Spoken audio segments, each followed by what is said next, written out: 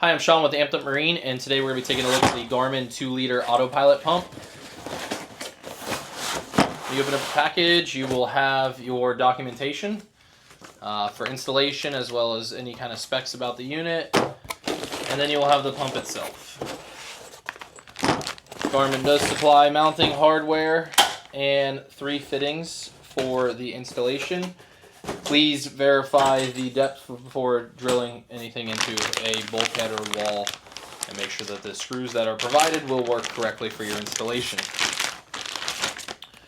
Once we open up the pump, you will have 2 wires that come off of a Garmin pump. You will have the actual power cable that is wrapped up here. So you will have your power cable as well as your rudder feedback cable. So Garmin's use a integrated rudder feedback sensor in the pumps.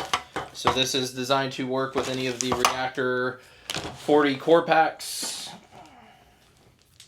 But you'll have your drive cable for power and then rudder feedback, which will attach to the GHP10 ECU.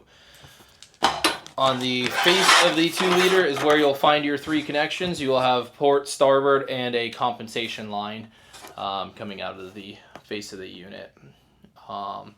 Again, they do provide you with 3 straight fittings to thread into there. These are ORB fittings. We sell a bunch of adapters and tees and everything you may need to complete your Autopilot installation. They will be attached under recommended installation options on our website on this product. You will find the links to this product in the description below. I'm Sean with Amped Up Marine, and thanks for watching.